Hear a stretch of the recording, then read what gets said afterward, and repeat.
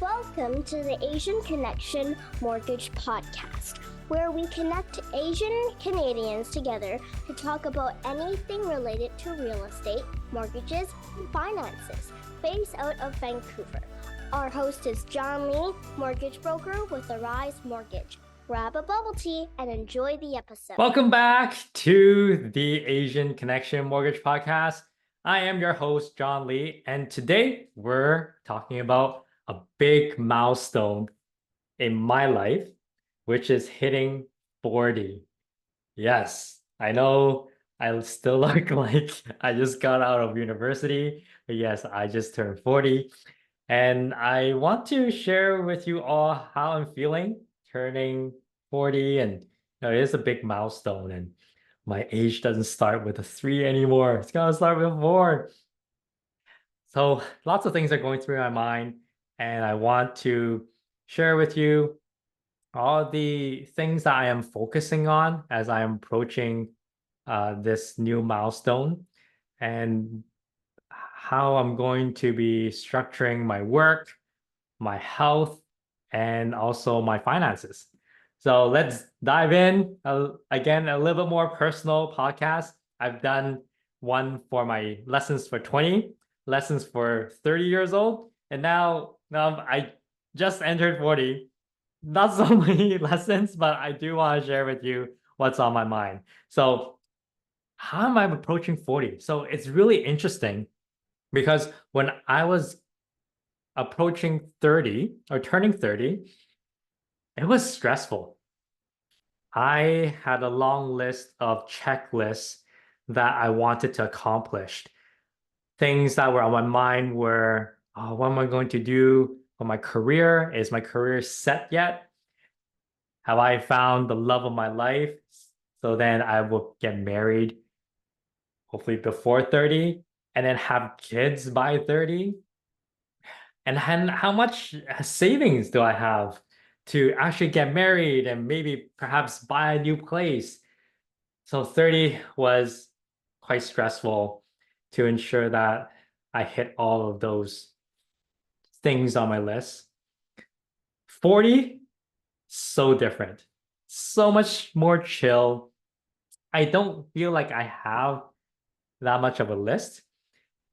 I felt like between 30 to 40, it has been an incredible growth in my finances, in getting married, and now having a daughter as well. I feel like I am very blessed. So, what else can I really ask for? I am financially independent, so that doesn't feel like it's going to be a stressor anymore as I continue to age. So what is my priority? I would say as I am turning 40 and then also talking to my friends, health has become a big priority.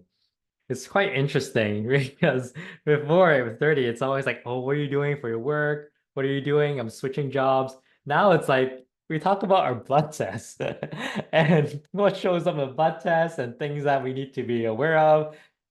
Do we have high cholesterol or diabetes? Eating too much rice and noodles, right? It's terrible for Asian diet, but you gotta have to. It's like, no, our daily life, like it's the air that we breathe. We gotta have the carbs. But no, having too much, doctor's gonna say you're borderline diabetes. So I find that that has been a shift. And I also feel that I am accepting that my body is starting to break down. So I am doing my best to slow down the process.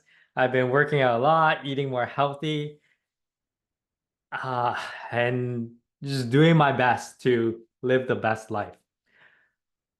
Now, that's the physical side, the health. But how about the financial health? In that area, I find I am asking more questions about retirement. How early can I retire? When can I retire? Do I have enough? So I am financial independent. However, there is still that worry like, maybe I'm not. Maybe I don't have enough to live, I don't know, 95 years old or something. And I find myself asking financial advisor, accountant to make sure that I have enough and I am on the right track. What I also find is that for me, who is currently financially independent, there are also a lot of so-called advisors who would come and try to give me advice and try to solicit their business, which is great. I get it. However, some of them, they may not be as qualified or they may not have the proper advice. It may not be their fault. Um, Maybe because the type of clients I deal with is just different or different stage in life. So one approach that I am having when it comes to finances is to really approach people and advisors who are even more well off than me. So they have the experience, they have done it, they know what they're doing, and likely they have clients who are mirror image of my financial situation as well. So at this point, what do I really want to do with my finances? And what's the mindset and what's the approach? So in Vancouver, especially in Vancouver and probably Toronto as well, growing up, everyone's like, you gotta buy real estate. That's the way to get rich and so on. And hey, I did do that and I am still holding on to real estate properties. But the question is, okay, do I want more? And what I'm thinking is, you know what? Probably not. I find that the more real estate, the more problems, the more headaches. And government is not making it easier to attract real estate investors. So they are changing in the short-term rentals, they're changing the tenancy rules. And all this is to protect tenants, which I think is great. However, it's just not so great if you have put in a large sum of money to invest in a property in hopes that it could potentially be your retirement plan in the future. So in my 30s, I've used a lot of strategy on leveraging, and that is definitely something that I am going to continue on using. But instead of leveraging in real estate, I'm leveraging in my stock portfolio. And I'm also using the infinite banking strategy. Again, Google that. I'm not going to dive into this, but basically it's using whole life insurance, putting premiums, putting it in, and then taking a loan out from the policy so that I can utilize the funds. The strategy is to maximize my returns with the least amount of headache. So if I don't have to deal with a new tenant, oh, please, that would be amazing. And I think I have found that, which I mentioned about, using um, leverage for investing and the insurance strategy. And it allows me to really double dip on the money to allow the money to work in multiple ways, sometimes even triple dip.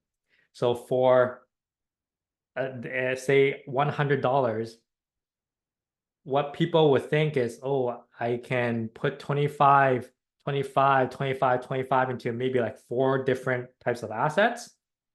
Well, what I am doing is I'm taking this $100 and I am cloning it. So with that $100, I'm taking the same $100 and putting it into an investment.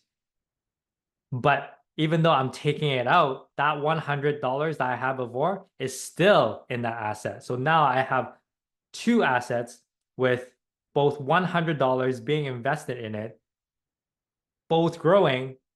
But the coolest thing is I actually only have $100 to begin with.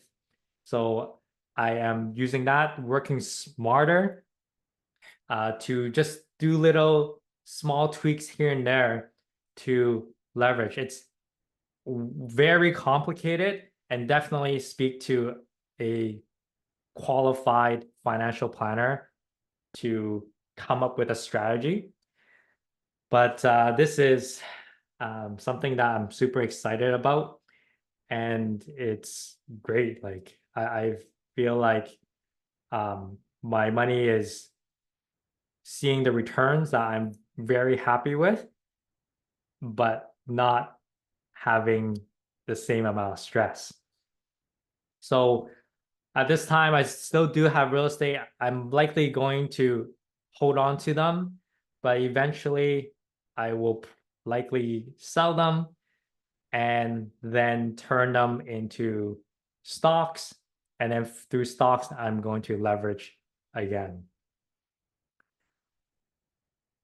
And in terms of work, the mindset is also very different. So from 20s to even in my 30s, it's work because I have to.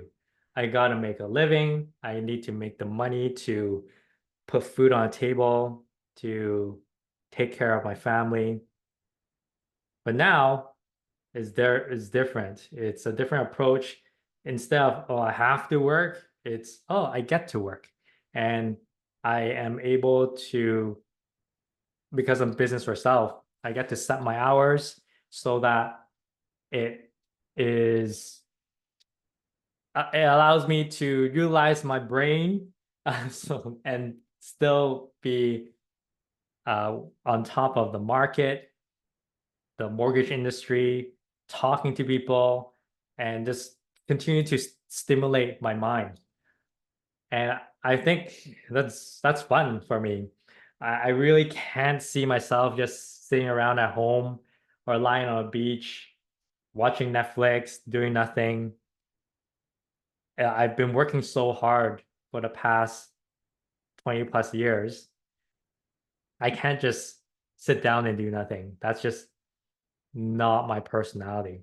So in order for me to bypass time, because I can't just play pickleball all day. Other people, my friends, they're still working. So they may not have the time to hang out with me and socialize on weekdays.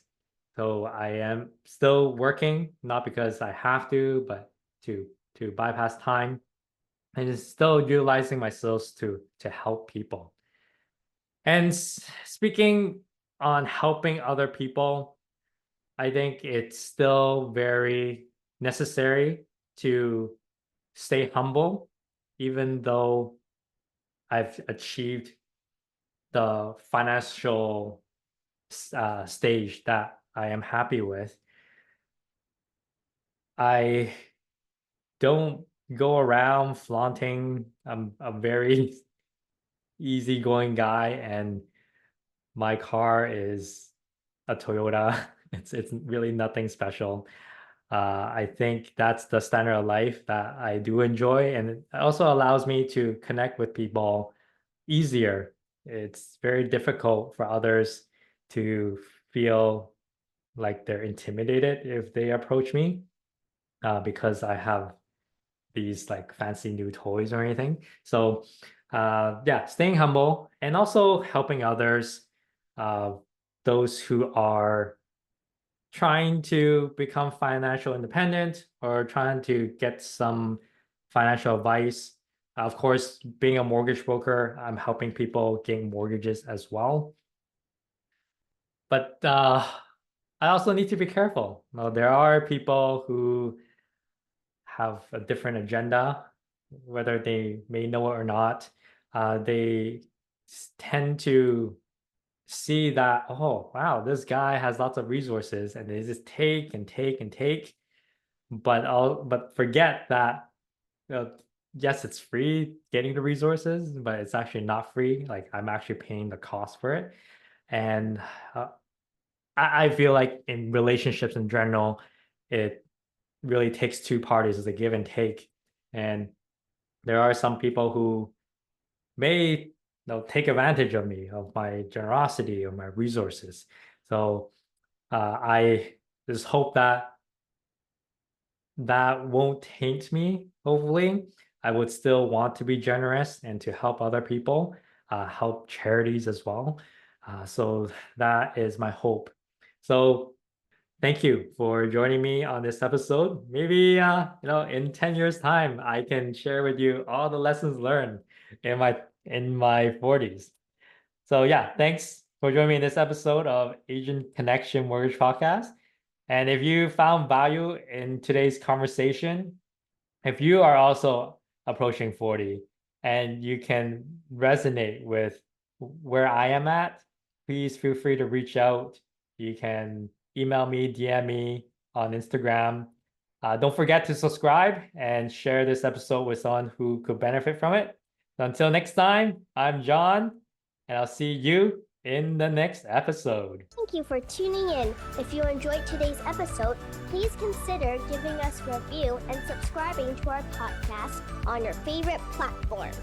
Thank you for listening, and we'll see you next time on the Asian Connection Mortgage Podcast.